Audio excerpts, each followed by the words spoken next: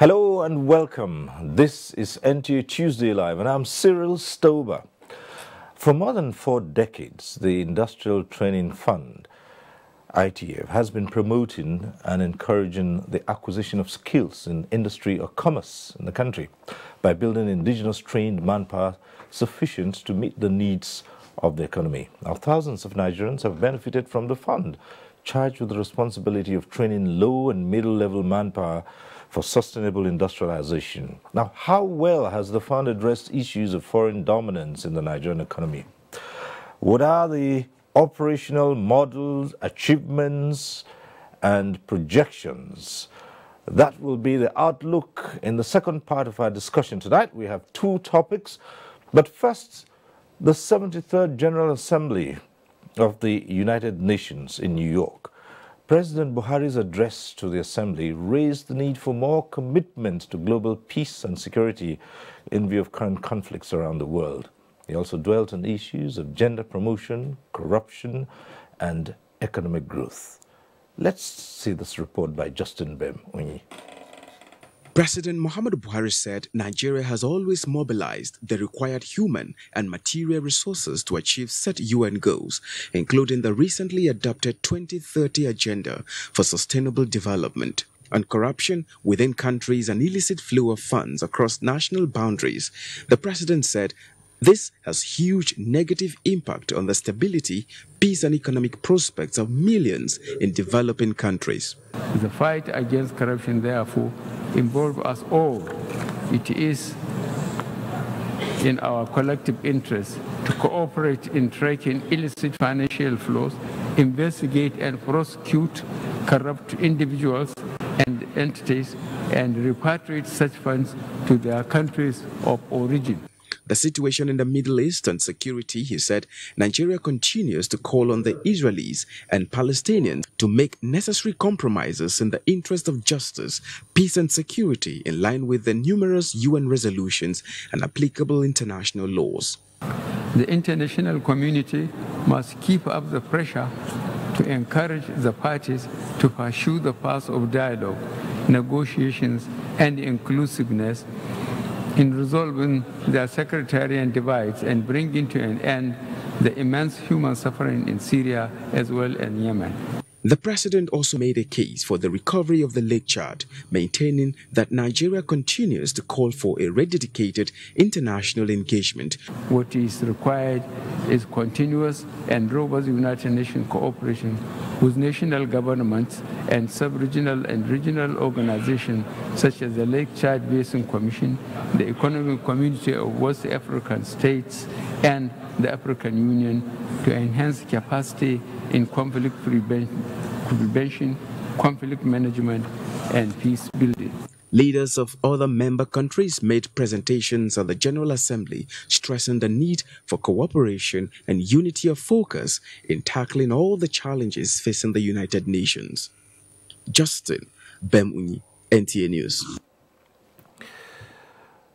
Well, I'm being joined now in the studio by Ambassador Usman Sarki, a former Deputy Permanent Representative of Nigeria to the United Nations. Thanks for being with us here. Thank you, sir. Well, President Buhari just addressed the General Assembly and he raised a number of issues. Let's just look at a few of them. If we might just begin with the question of promoting peace, putting in more efforts to attain peace in view of the numerous conflicts around the world. What's your take on that? Well, I think we should commend His Excellency the President for raising such a fundamental issue. Peace is very central to the United Nations existence, and also peace is central to the achievement of the Sustainable Development Goals. Without peace, you cannot achieve development. Without peace, you cannot assure and guarantee human rights. Without peace, gender equality will be missing. So peace is very critical to the achievement of overall comprehensive human development. And I think, by emphasizing the role and importance of peace in the global scheme of things, Nigeria is stepping out right up front, in front of other nations, to take the lead and the initiative in order to place the issue centrally on the agenda of the global governance structure to emphasize not only in the Lake Chad Basin or Africa, but globally. And I think that's why he spoke so much about Burma, Myanmar, about Yemen, Syria, and other conflicts.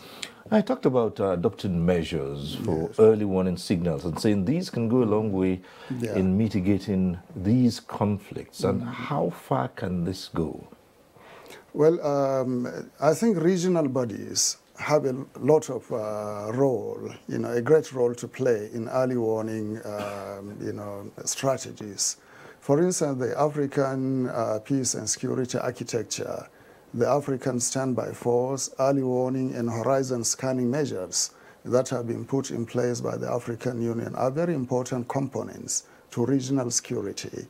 But at the same time, when you come to the sub-regions like ECOWAS, we must have some very clearly enunciated and established early warning systems.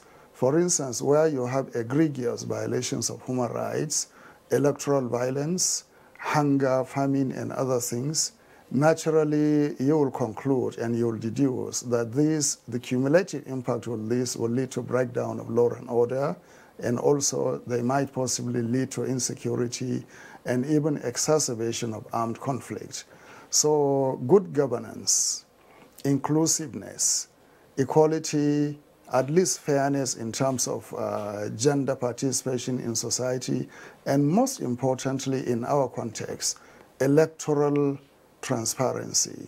These things will assist in dousing tension and also in giving a semblance, a feeling of inclusiveness that will foster and prevent people from resorting to adoption of means that will tend towards violence. Now, coming down to our own region of the world, terrorism and insurgency have crossed the borders. And how far can regional cooperation go in nipping this in the bud? And then the use of dialogue. Now, there are people who are, on both sides of it. Some say dialogue in the long run would be the only way out, but others point to the damage that terrorism has done and the need for justice to also be done. Well, if you look at the growth and development of this phenomena over the years, dialogue has not led to the settlement of these conflicts. In the first place, you are dealing with non-state actors, illegal, illegitimate non-state actors that have taken to violence as a first resort, not as a last resort. They are not liberation movements or liberation fighters. These are people who have no just cause. They are challenging the state, the supremacy of the state, the ideology of the state, the very existence of the state, to superimpose their own creed, their own philosophy, ideology that nobody really knows where it's tending towards. So cross-border initiatives and sub-regional and regional initiatives are very critical in interdiction of the flow of arms and finances and the movement of fighters. For instance, we have been saying for over the last couple of years that fighters are streaming into Nigeria from outside and weapons are coming in from Libya. What are we doing to stop, to interdict this, the percolation, the slow percolation of weapons into our territory? The state, the government, must take decisive measures to see that this doesn't happen. So the loose borders that we have, the wide terrain that we have that permits movement so easily of people, we have to adopt technology like drones, sensors, and other things that will, in real time, indicate to us that there are movements in certain places that we must investigate. And also, containerized movement of goods has made it very difficult to really check what is being transported into countries. And here too, technology will come in. Sensors and X-rays and specialized cameras and computer technology will tell you if there are weapons, explosives, and other things in a container. So the government must invest in tracking, surveillance, and also interdiction of the movement of goods and people into Nigeria to track and stop terrorists and their supporting ancillary objects like weapons from coming into the country. Now let's look at another aspect of that address to the General Assembly. Yes. This has to do with corruption. Yeah. And here there are so many angles to it. The fight against corruption and the need for the global community to strengthen, regulations. And of course, there's also talk about returning stolen monies and funds to the countries of origin. I think Mr. President was quite, it's appropriate for him to have raised that. And we would even be surprised if he hasn't raised this issue. The issue of corruption actually is an issue of rule of law in the first place. Rule of law cuts two ways. One at the national level, that is how people relate to the regulations, to the justiciable aspects of governance in their country. So ab initio, when somebody steals from their country, that person has broken the law in that country. And transposing that concept at the international level also, there are laws, conventions of the United Nations that govern corruption, interdiction of corruption, and amelioration of corruption in terms of the affected people in the country. Returning looted goods, funds, for instance, is a fundamental aspect of the United Nations Office for, for corruption, narcotics, and other things. That is, I think, based in Vienna.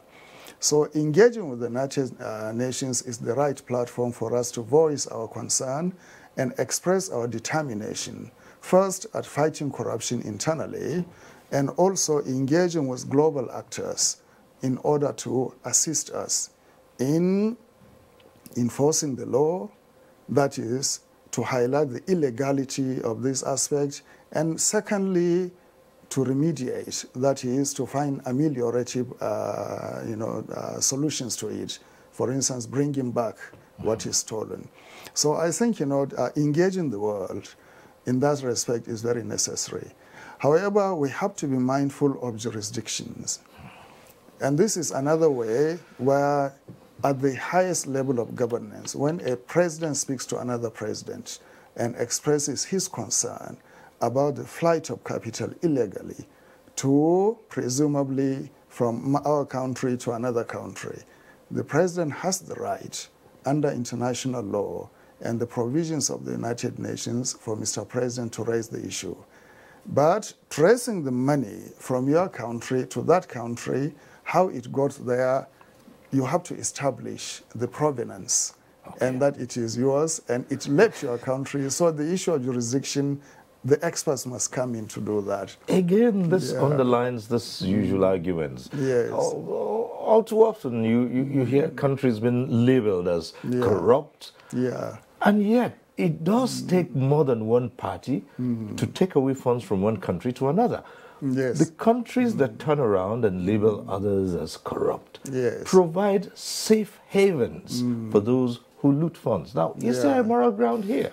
Well, they have no moral ground to really to speak to us about corruption. And I think there is a proverb you will know in Hausa. They say the owner of the horse who has the loudest mouth, runs faster, because they speak more about this thing, about human rights, about corruption. So they have now flooded the world with their own views, subsuming our own views.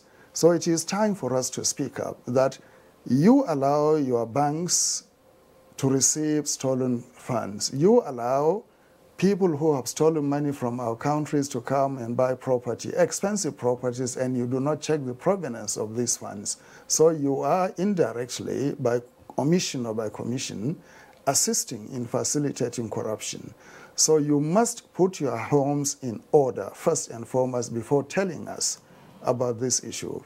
But at the same time, we here in Africa especially, we should not use that as an excuse to condone what is happening. All of us, without any reservation, we must all rise up to support the government, to support our leaders in fighting corruption. It is an existential issue, an existential challenge that affects every Nigerian. Even it affects the fortunes of those generations yet unborn. If we don't do something about it, corruption will destroy this country. And I think Mr. President is right by taking the fight theoretically, philosophically, even emotionally to the United Nations to lay his concern bare before the world. Now, returning to the question of peace in the world, is pushing for shared responsibility. Yeah. Well, that is the theme of the United Nations, actually. Share responsibility. Global leadership, share responsibility, peace, and sustainable society.